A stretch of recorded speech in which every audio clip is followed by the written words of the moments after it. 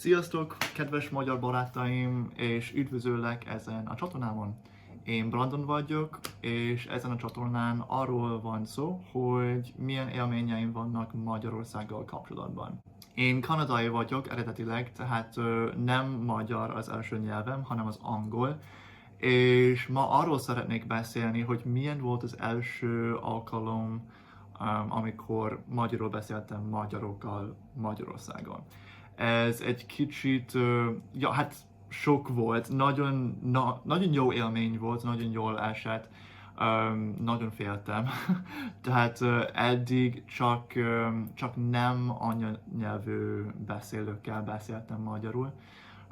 Vagyis igazából volt egy-két ember, egy-két magyar, akivel tudtam egy kicsit beszélni és gyakorolni már ezelőtt. De ez volt az első alkalom, amikor Magyarországon voltam, csak is magyarokkal körülvéve, és ja, belemerültem a kultúrába, a nyelvbe. Szóval az úgy történt, hogy érkeztem Magyarországra, ugye hát a budapesti repülőtérre.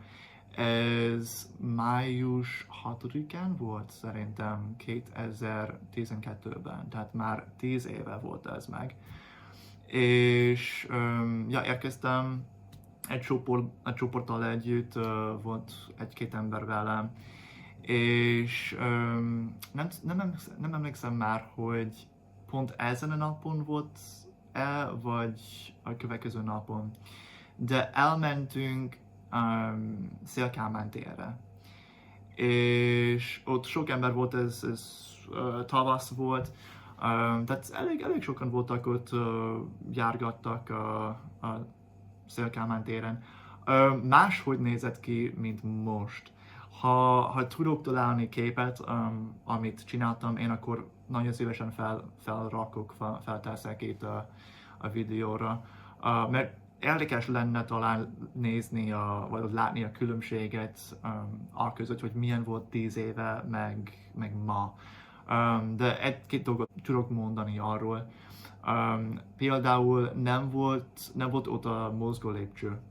Amikor én jöttem, csak simán normális lépcső volt meg Széll-Kálmán térnél.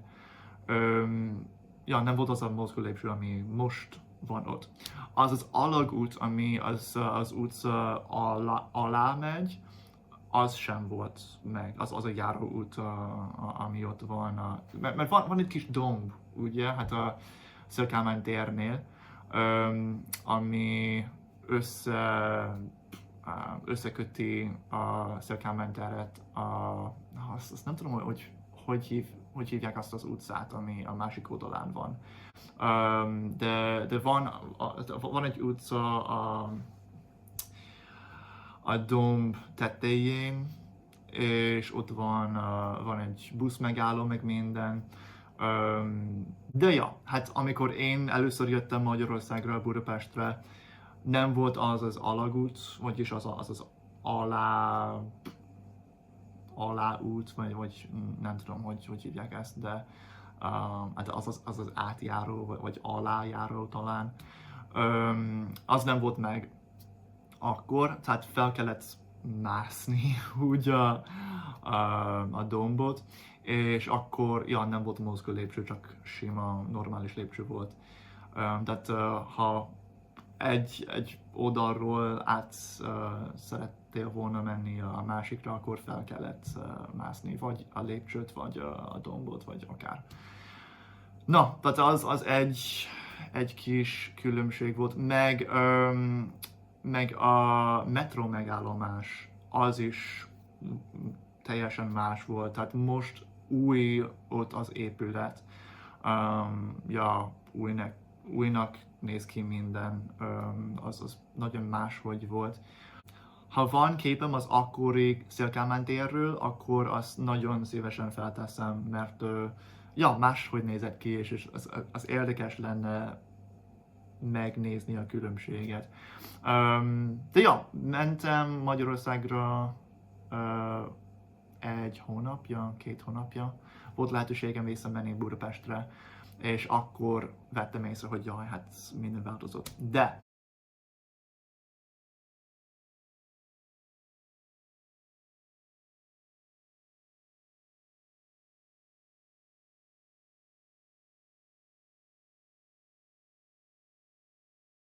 De ja, nem az a lényeg, hanem arról szeretnék beszélni, hogy milyen volt az első alkalmam magyarul beszélni Magyarországon.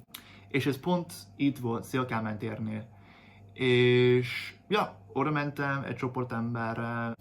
Nem voltunk annyira sokan, csak néhányan voltunk meg, és ja, volt ott egy pár srác, aki már több ideje ott volt Magyarországon. Hát azért tudták a nyelvet, nagyon jól beszéltek, ismerték úgy a várost, az országot, és ja, hát tapasztaltabbak voltak. És mondták nekünk, az ugyan megérkezetteknek, hogy menjünk, és próbáljunk csak úgy beszélgetni az emberekkel. Ja, ez eléggé ijesztő volt. Már hát 3 hónapig tanultam magyarul egy olyan trénelési központban, vagy egy tanulási központban. Tehát már tanultam a nyelvet egy kicsit. Volt egy-két dolgot, amit tudtam úgy kimondani, vagy elmondani.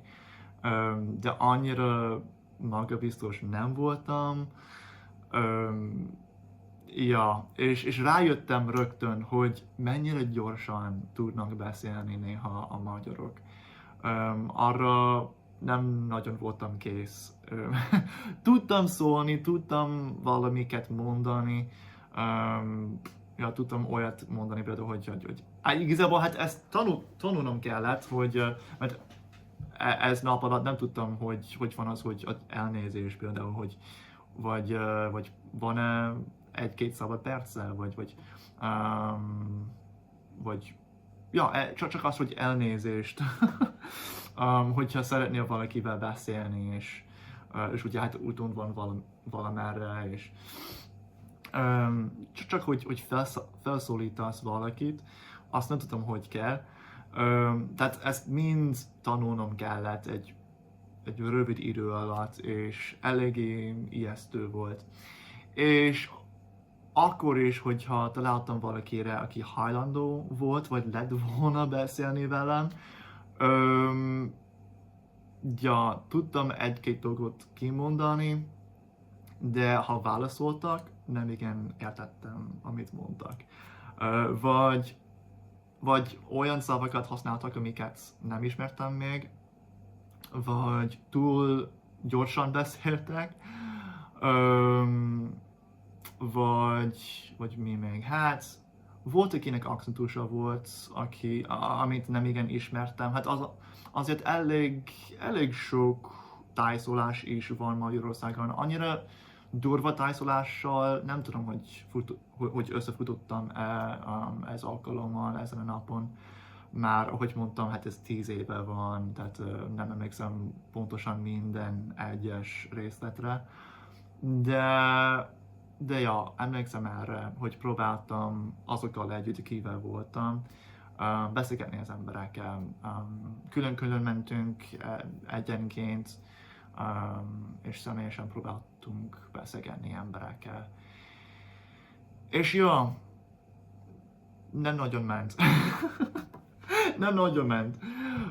Már jobban tudok beszélni az emberekkel, és már jobban menne, de ez volt az első alkalom. Emlékszem, hogy nem tudom, hogy meddig csináltuk ezt. Ez legalább 10-15 percig. Lehetett volna egy fél óráig is, hogy próbáltunk beszélgetni az emberekkel ott a Széll-Kálmán térnél. És ja, végül volt valaki, aki hajlandó volt beszélgetni velünk. És ez egy Jehova tanúi volt. Ami nagyon, nem ami, hát ami nagyon, nagyon jól esett, hogy valaki beszélt velem, és hogy hajlandó volt hallgatni, vagy ja, hát csak figyelni arra, amit próbáltam úgy ja, kimondani, mert a magyarom nem volt valami erős, hát az kerestem a szavakat, nem tudtam, hogy ragózzam az igéket, és hogy a mondat, vagy a szórendem hát nem volt olyan, meg ja, hát nagyon nem beszéltem valami jól, de próbáltam, és ott voltam, ugye hát angol beszélőként, próbáltam csak úgy ja, kifejezni magam, és végre volt valaki, aki hajlandó volt beszélgetni velem, és hajlandó volt hallani, és jó, hát neki is volt oka ott lenni, és ő is azért volt ott, hogy beszélgessen az emberekkel, és hogy megossza a saját hitét, a saját vallását, a saját nézetpontjait, meg minden azokkal, akik ott voltak. És ja, szóval hát nem tudom, hát az jól esett nekem, hogy volt valaki, aki hajlandó volt beszélgetni velem. Az igaz, hogy egy kicsit,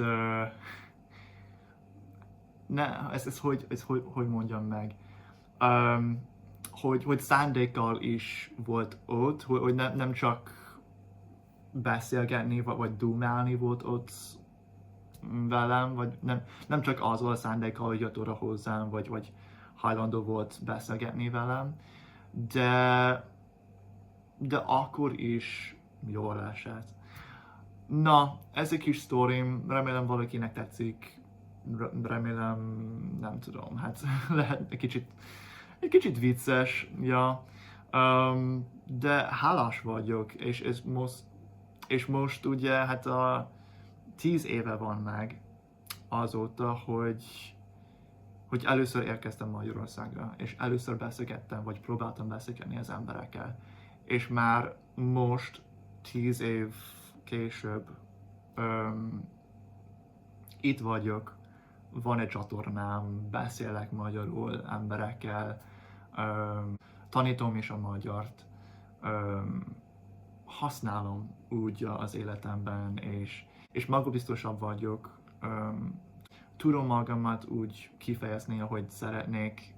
Jó, hát van, amikor annyira nem. még keresem a szavaimat néha, és dolgozok rajta, de nagyon sok dolog fejlődött. Én fejlődtem nagyon sok dologban, és hálás vagyok mindazon élményekért, mindazon tapasztalataimért,